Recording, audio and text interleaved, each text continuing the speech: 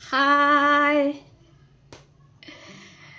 আজি মই কি খাইছোঁ সেইটো কোৱাৰ আগতে এটা বস্তু দেখুৱাই ল'ম। তোমালোকে চিনি পোৱা নে নোপোৱা, কোনে কোনে ইউজ কৰা, চিনি পালেও ইউজ কোনে কোনে কৰা।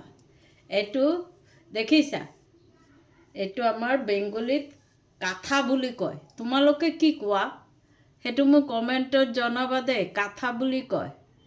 এইটো চিলাবলৈ সিমান টান নহয়, একেবাৰেই টান নহয়। চিলাবাচোন তোমালোকে, মই কৈ দিছোঁ। এইটো ফুল বাচিছে, তোমালোকে দেখি পাইছানে নাপাইছা জানো। এইটো চাবা কাঠা, এইটো মানে পৰি গৈছে।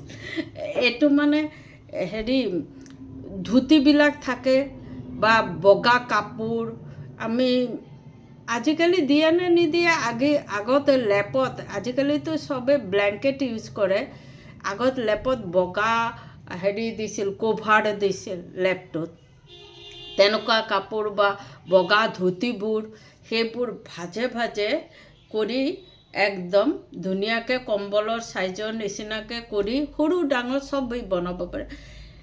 সেইটো চাইজৰ নিচিনা কৰি চাৰিওফালে অলপ গজাল বা কিবা গধুৰ বস্তু দি থ'ব লাগে। চাৰিওফালে দি থৈ তাৰপিছত কিনাৰবোৰ আগতে চিলাব লাগে। এই কিনাৰবোৰ দেখিছা, এই কিনাৰবোৰ আগতে চিলাব লাগে। তোমালোকে মেচিনতো কৰি ল'ব পাৰা, কিনাৰবোৰ মেচিনত চিলাই ল'ব পাৰা। কিনাৰবোৰ চিলাই লৈ তাৰপিছত মাজত স্কেল দি হেৰি ক্ৰছ দি ল'বা। ক্ৰছ মানে তুমি যেনেকুৱা ফুল তোলা বা এনে চিধা চিধিও চিলাব পাৰা তেনেকৈ। এইটো চেইন ফুট নহয়, এইটো কাঠা ষ্টিচ বুলি যে কয়, কাঠাত যে লগায় কাঠা ষ্টিচ শাড়ীবোৰ দেখিছা নহয়। এই কাঠা ষ্টিচৰ নিচিনা এনেকৈ চিধা চিধা এনেকৈ সোমাই সোমাই গ'লেই হ'ল। বাছ এনেকৈ চিলাবা। পুৰণা কাপোৰ ৱেষ্টো নহ'ল। এইটো চিলাই ল'লে ভাল লাগে গাত ল'বলৈ। তোমাৰ মন গ'লে তুমি কালাৰিং দিও কৰিব পাৰা, কিন্তু কালাৰিং কাপোৰ ল'লে কি নুফুটে বস্তুবোৰ, সেইটো নুফুটে। এইটো চিধা চিধা এনেকৈ চিলাবা। কোনোবাই ফুল বাচে, এইটোত ফুল বচাও মোৰ আছে, ধুনীয়া ফুল বচা।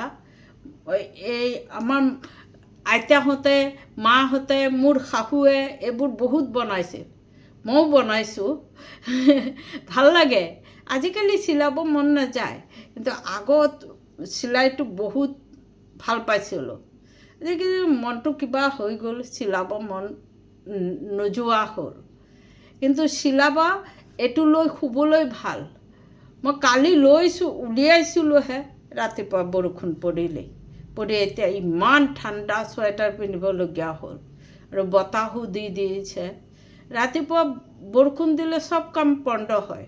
আৰু কোনোবা হ'লে ওলাব হ'লেও ওলাব নোৱাৰি। আৰু অভাৰব্ৰিজ বনাই আছে, মাটিবোৰ পূৰা গেলা গেলা ধূলি, মাস্ক নোহোৱাকৈ ওলাবই নোৱাৰি। তোমালোকে বনাবা দেই এইটো বস্তু। তোমালোকৰ ৱেষ্টেজ কাপোৰ দি বনাবা, গাত ল'বা, চাবা। বেছি মোটাও কৰিব নালাগে, বেছি পাতলো কৰিব নালাগে। 3 ভাঁজ দিলেও হৈ যাব। 3 ভাঁজ দিবা, ছাইডবোৰ মেচিনেৰে চিলোৱা বা হাতেৰে চিলাই ল'বা। এইটো মেচিনেৰে চিলাই লৈছিলোঁ ছাইডটো। তোমালোকে কৰিবাচোন, কৰি গাত ল'বা। অলপ ঠাণ্ডাত এইটো লৈ শুবলৈ ভাল লাগে, বুজিছা। আৰু মই আজি এইটো খাইছিলোঁ, তোমালোকে খাইছানে নাই ক'বা দেই। এইটো খাবলৈ ভাল লাগে, এইটো বস্তু খাবলৈ ভাল লাগে। বাকলিটো মই কাঁহৰ বাচন ঘঁহি পেলালোঁ, চকচকীয়া হৈ গ'ল। বাচন চকচকীয়া থাকিলে ভাল লাগে নহয়। এইটো বস্তু খাবলৈ মই বহুত টেষ্ট পাওঁ। দামটো অলপ বেছি, সদায় সদায় খাব নোৱাৰি, দামটো বেছি এইটো। আৰু মই আজি আবেলি এই সৰিয়হ ফুল, মোৰ ঘৰৰ গছৰ সৰিয়হ ফুল, এই দি পকৰা বনাম বুলি ভাবিছোঁ। আমাৰ এখেতে আকৌ পকৰাত মচুৰ দালি পিচি দিব কৈছে মচুৰ দালিটো পিচি দিলে পকৰাটো টেষ্টি হয়। মই আকৌ এতিয়া নিদিওঁ, মই আকৌ আজি অলপ চুজি দি দিম বুলি ভাবিছোঁ। চুজি দিলেও কৰকৰীয়া হয়, বুজিছা?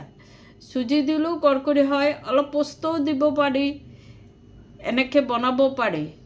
সৰিয়হ ফুলটো বনাম বুলি কৈছোঁ। মোৰ ভৰসা নাই, আবেলি হ'লে যদি মই ভাবিছোঁ বনাই মুড়িৰ লগত খাম। আবেলি হ'লে যদি বনাব ইচ্ছা নকৰে কালি বনাই দিম মই। ঠিক নাই, মোৰ কোনো গেৰেণ্টি নাই যেতিয়া যি মন যায়। এতিয়া কোনোবা থাকিলে ইণ্টাৰেষ্ট থাকে, কোনোবা নাথাকিলে ইণ্টাৰেষ্ট নাথাকে, বুজিছা? এইটোত মই দিম বেচন, তাৰপিছত চুজি অলপ দিম, জলকীয়া দিম, ধনিয়া পাত অকণ দিম, দি বনাই পেলাম। পিঁয়াজ দিম অলপ, পকৰাৰ নিচিনা। কেনেকুৱা হ'ব কোৱাচোন? তোমালোকে বনাইছেনে নাই? বনাবা। এই সৰিয়হ ফুলটো পকৰা বনাবলৈ মোৰ নিজৰ আইতাৰ কথা মনত পৰিছে। মই 2 ঘৰৰে আইতা পাইছোঁ। মই বহুত তাতো মৰম পাইছোঁ, ইয়াতো মৰম পাইছোঁ। আইতা থাকিলে মৰম পায় দেই। তাৰপিছত আইতাই আমি পিকনিক খাইছিলোঁ। আমিতো ভাত চাত বনোৱা নাই কোনোদিন। মা আছে, খুৰী আছে, আইতা আছে, আমাৰ বনাবই নালাগিছিল। আমাৰতো ঘৰ গাঁৱত, গাঁৱৰ ঘৰত চাব, ঘৰ আগৰ পিছফালে অলপ খেতি থাকে। আমাৰো আছে, এতিয়ালৈকেও আছে, খেতি আছে, পুখুৰী আছে। তেতিয়া আমি স্কুল ছুটি হ'লে পিকনিক খাওঁ নহয়। পিকনিকটো সেইখিনিতে খাওঁ, খেতিৰ মাজত। ঘৰ চৰ বনাই দিয়ে মানুহ দি, খুৰাই ঘৰ চৰ মানুহ দি বনাই দিয়ে। আৰু আইতাই আমাক ভাত বনাই দিয়ে। তাৰপিছত আইতাই এই সৰিয়হ ফুল তুলি আমাক পকৰা বনাই দিছে। সেইটো মনত পৰে। মোৰ এইটো সৰিয়হ ফুলবোৰ ঘৰৰ মই লগাইছোঁ। তোমালোকে ভাবিছে কি লগাই থাকে? সৰিয়হ হৈ গ'ল, অকণমান সৰিয়হ হৈছে। ফুলটো মই কেইবাবাৰো খালোঁ ঘৰত। ফুল উঠাই কেইবাবাৰো খালোঁ। আচ্ছা, ঠিক আছে। আজকে ঠান্ডা বলে আমি রুটি খাচ্ছি। এই যে রুটি, এটা ভাজ করে বানাই রুটিটা, হ্যাঁ। আর বাঁধাকপির তরকারি, তোমরা তো দেখতেছো বাঁধাকপির তরকারি। এটা বাঁধাকপির চাটনি মানে বাঁধাকপিটা বয়েল করে, বাঁধাকপির ওয়েস্টেজ পাতাগুলো যেগুলো একবারে লাল হয়ে গেছে ওগুলো না, একটু সবুজ থাকা পাতাগুলো, তার মধ্যে রসুন, একটু আদা দিছি, আর লবণ একটু, আর হলদি দিয়া, কাঁচা লঙ্কা দিয়ে পেস্ট করছি। পেস্ট করার পর কড়াইতে একটুখানি তেল আর কালা জিরা দিয়া এটা লাইড়া নিছি। একটু শুকায় গেছে পরে, এটা আমি ভালোবাসি খাইতে। আর ডাল বানাইছি আজকে, মুসুরির ডালটা শুকনো করে বানাইছি। কেন? এটার মধ্যে রুটি দিয়ে খাবো যে, এর জন্য। তারপরে এই মুসুর ডালে দিয়েছি গাজর, বিনস, এগুলো আর কি টুকটাক সবজি দিয়ে, পেঁয়াজ দিয়ে, তারপর একটু বাদাম ভাজা দিয়েছি। তোমরা চাইলে ঘিয়েও ভাজতে পারো। বাদাম আর কাজু ঘিয়ে ভাজা, পাঁচফোড়ন দিয়া, তেজপাতা দিয়ে বানাইছি।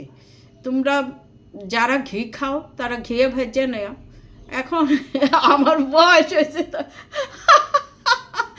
একটু ঘি কম খাই। ঘি মানে খাই না বলতে গেলে, রেয়ার। এই পোলাও টুলাও বানালে এতটুক পোলাও নেই, বা ফ্রাইড রাইস এতটুক নেই, খাই। আজকাল খাই না, ভালোও লাগে না এগুলো খাইতে। বাদাম আর কাজু তোমরা ভাজিয়া এরকম করে আদা তেলের মধ্যে পাঁচফোড়ন, তেজপাতা, শুকনো লঙ্কা আর আদা দিয়ে সম্বারে দেবে। আর যখন নাকি জলটা ঢালার পর সবজিগুলো ভাজা, ডালটাও একটু ভেজে ফেলাই আমি, ওইটা প্রেশার কুকারে ডালটাও ভেজে ফেলাই। তারপরে যে নাকি জল দেই, রসুন একটু ছেঁচে দিই। রসুনের সেন্টটা ভালো লাগে আর কি, বুঝছো? তোমরা কে রসুন খেতে ভালো পাও বলবা তো। আমি একটু একটু রসুন খাই। আর আজকে আমার মুখে আমার ঘরের সাবানটা তো আমি রোজ ইউজ করি। মুখে আজকে হলো কমলার বাকলা দিয়ে যে সাবানটা বানাইছি ওই সাবানটা এই যে মুখে ঘষছি। কিরকম হয়েছে, কিরকম লাগতেছে তোমরা বলবা। অবশ্য বয়স হয়েছে তো, আর এই সুগার টুগার এগুলো পাওয়া গেছে, চেহারা তো ডাউন হইবই বয়স হওয়ার সাথে সাথে। আগের বুড়া বুড়িগো চেহারা দেখবা চকচকা, ওরা যে ঘরের জিনিস খায় এই জন্য ওদের চেহারা চকচকা। আমরা তো আর বাজারে থেকে কিনা আনা জিনিস খাই, আমাদের কই আর চকচকা হইব আর কি। ঠিক আছে, তোমরা হাসবে, ফুর্তি করবে, আর আমাকে লাইক করবে। কেউ যদি কোনো কিছু না বুঝছো আমাকে কমেন্টে বলবে, আমি ওটা আবার বলে দিব তোমাকে যে এটা এভাবে করে, ওটা ওভাবে করে। আর কাঁথা কারা কারা সিলাইছ বলবে, এরকম করে কাঁথা সিলাইছ নাকি তোমরা? আমার শাশুড়ি তো সেলাই উস্তাদ। আমার শাশুড়ি কি, আমাকে মা ঠাকুমা ওরা বহুত উস্তাদ ছিল। আগের মানুষ সেলাই নিয়ে প্রচুর মানে চর্চা করতো। কিছু কিছু আমি তো বাপের বাড়িতে অত ধ্যান দেই নাই, কিন্তু শ্বশুর বাড়িতে এসে শাশুড়িকে দেখছি, আমাকে বলতো এটা এটা উঠাও তো, এটা সেলাই করো তো। তার ইয়েতে অনেক কিছু জানছি আমি। একটা একটা করে আমার সেলাই দেখাবো, কী কী সেলাইছি তোমাদেরকে দেখাবো। মানে শাশুড়ি ভালো পায় না যে বেকার বসে থাকা, আমার মাও ভালো পাইতো না বেকার বসে থাকা। বাপের বাড়ি গেলে আমরা সেলাই নিয়েই থাকতাম আর কি। ঠিক আছে, আমি কথাগুলো যে বললাম তোমাদের কেমন লাগে কমেন্টে জানাবে, হ্যাঁ, আর লাইক মারবে। আর তোমরা যদি চাও আমি হাসি তবে তোমাদের লাইক আর সাবস্ক্রাইব করবে। তোমরা কি ভাবো আমি হাসাহাসি করে থাকি, এটা তোমাদের ভালো লাগে নাকি তোমরা কমেন্টসে বলবে। হ্যাঁ হ্যাঁ, আমাকে সাপোর্ট করবে। তোমরা সাপোর্ট করলেই তো আমি আগায় যাইতে পারবো। ঠিক আছে, এখন আমি খাই। তোমরা কে কে রুটি খেতে ভালোবাসো তোমরা বলবে। হ্যাঁ, রুটি খেতে কে কে ভালোবাসো? এই ঠান্ডা ওয়েদারে দেখা আজকে রুটি বানাইলাম। এই ঠান্ডা ঠান্ডা পড়লে মাঝে মাঝে রুটি খাই আমি, 3 বেলায় রুটি খাইয়ে দিই মাঝে মাঝে। ভালো পাই আর কে খাইতে। রুটিটা খাইলে ঘুম পায় না, ভাত খাইলে একটু পরে করে ঘুমাই পড়ি।